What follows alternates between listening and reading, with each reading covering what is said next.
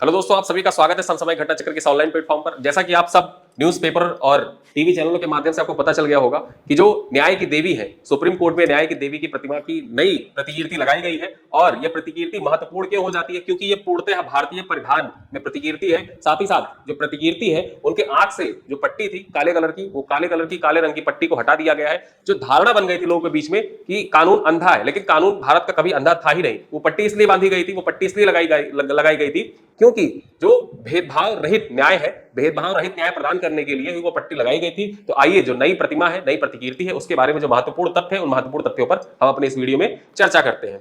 Supreme court में lady of justice, ठीक, lady of justice यानी न्याय की देवी, यानी न्याय की देवी की नई प्रतिमा लगाई गई है। इस मूर्ति की आंख से पट्टी हटा दी गई। जो मूर्ति थी, उस मूर्ति से आंख से जो पट्टी लगाई हुई थी काले कलर की, उसको हटा दी गई है। अब तक कानून के अंधे होने का संकेत देती, मतलब लोगों के बीच में धारणा बन गई थी जो काली पट्टी है वो कानून के अंधे होने का संकेत देती थी, ऐसा लोगों के बीच में धारणा बन गया था। वहीं उसके हाथ में तलवार की जगह संविधान की किताब दी गई है। जो पहले तलवार दर्शाई गई थी, तलवार जिसको सजा का मान लिया गया था कि तलवार जो है वो सजा का प्रतीक है, और जो पट्टी है वो उसको अंधे होने का प्रतीक मान लिया गया था कि कानून जो है वो कानून अंधा है। ठीक है, लेकिन अब क्या हुआ है कि तलवार की जगह पर संविधान की किताब को दर्शाया गया है। यह मूर्ति सुप्रीम कोर्ट के जजों की लाइब्रेरी में स्थापित की गई। कहां पे लगाई गई? जो नई जो प्रतिकृति है वो कहां पे स्थापित की गई है? तो ये ऐसी प्रतिकृति आपको दिखेगी। यहाँ पे क्या है, जो संविधान की किताब को दर्शाया गया है, साथ ही साथ जो ये मूर्ति है, इस मूर्ति को पूर्णतः भारतीय परिधान में दर्शाया गया है। ठीक है, जो भारतीय शास्त्रीय परिधान है उसमें दर्शाया गया है। एक हाथ में तराजू लिए हुए, दूसरे हाथ में संविधान की किताब, और पूर्णतः भारतीय परिधान मूर्ति ने धारण कर रखा है, ऐसा दर्शाया गया है। आगे बात कर ले तो लेडी ऑफ जस्टिस का नया स्टैचू भारतीय परिधान शास्त्रीय नृत्य परिधान में दर्शाया गया है। दाएं हाथ में समाज के बराबरी का प्रतीक तराजू को बरकरार रखा गया है। रंग जो है मूर्ति का वो सफेद रंग का है। ठीक है, वही अगर हम बात करें तो आंख से पट्टी हटा दी गई है और बाएं हाथ में तलवार की जगह संविधान की किताब रखी गई है। ठीक, हम बात करें तो मीडिया रिपोर्ट्स के मुताबिक इस मूर्ति को जो सीजेआई है, डीवाई चंद्रचूड़, इनके द्वारा ऑर्डर देकर बनवाया गया था। इसका उद्देश्य क्या है? यह संदेश देना था, जो ये नई मूर्ति है, इस नई मूर्ति का जो उद्देश्य है स्थापित करने का, वो संदेश देना है कि देश में कानून अंधा नहीं है और यह सजा का प्रतीक नहीं है। ठीक है, जो नई मूर्ति है उसमें तलवार जो था वो सजा का प्रतीक था, लेकिन अब संविधान को दर्शाया गया है, जिससे बताने का प्रयास किया गया है कि जो भारत में जो न्याय व्यवस्था है वो सजा पर नहीं, वो तलवार के बल पर नहीं, संविधान के बल पर संचालित होती है। ठीक है, ऐसा बताने का प्रयास किया गया है। आगे हम बात करें,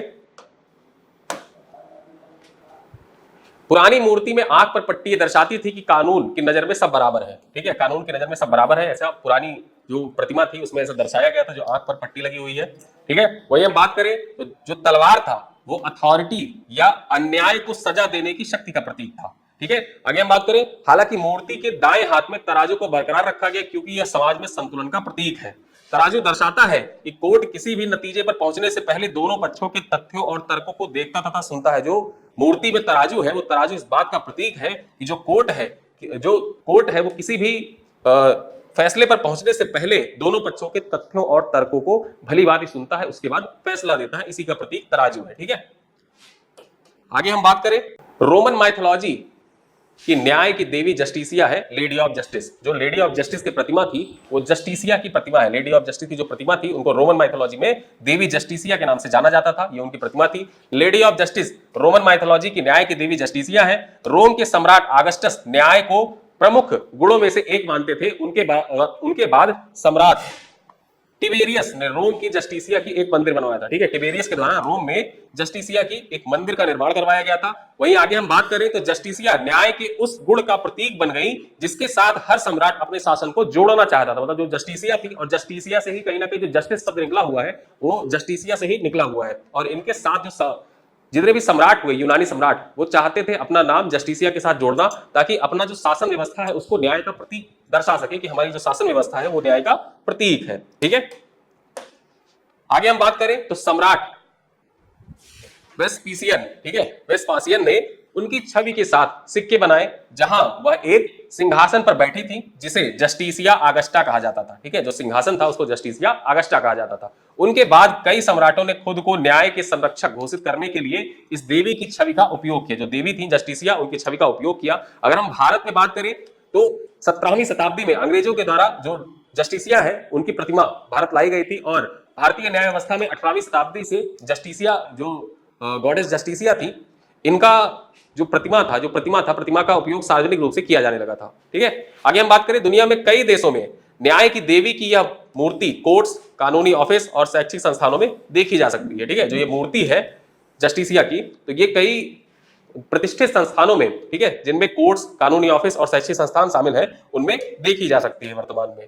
ठीक है, आगे हम बात करें, अब बदलाव के बारे में हमने बात कर लिया, जो सुप्रीम कोर्ट में मूर्ति थी, मूर्ति के बदलाव के बारे में बात कर लिया। अब हम जानते हैं जो सुप्रीम कोर्ट का नया ध्वज और प्रतीक चिन्ह है उसके बारे में भी जान लेते हैं, क्योंकि नया ध्वज और प्रतीक चिन्ह में भी बदलाव हुए। ठीक है, तो 31 अगस्त एवं 1 सितंबर 2024 को सर्वोच्च न्यायालय द्वारा राष्ट्रीय जिला न्यायपालिका सम्मेलन का आयोजन भारत मंडपम नई दिल्ली में किया गया था। ठीक है, तो 31 अगस्त 2024 से लेकर 1 सितंबर 2024 के बीच में भारत मंडपम में राष्ट्रीय जिला न्यायपालिका सम्मेलन का आयोजन सुप्रीम कोर्ट के द्वारा किया गया और इसका उद्घाटन प्रधानमंत्री नरेंद्र मोदी के द्वारा किया गया था 31 अगस्त 2024 को। जब 1 सितंबर 2024 को इसका समापन समारोह था, तो समापन समारोह में राष्ट्रपति द्रौपदी मुर्मू के द्वारा जो भारत का सुप्रीम कोर्ट है, सुप्रीम कोर्ट के नए प्रतीक चिन्ह और ध्वज का अनावरण किया गया। ठीक है, नए प्रतीक चिन्ह और ध्वज का अनावरण किया गया। ठीक है, इस प्रतीक चिन्ह में क्या खास था उसके बारे में इसके बारे में हमने एक वीडियो बनाया था 2 मिनट करंट न्यूज के अंतर्गत। पहले एक वीडियो आ चुका था, वो 2 सितंबर के करीब वो वीडियो आया था, और यहाँ पे प्रतीक चिन्ह के बारे में एक बार हम फिर से चर्चा कर लेते हैं।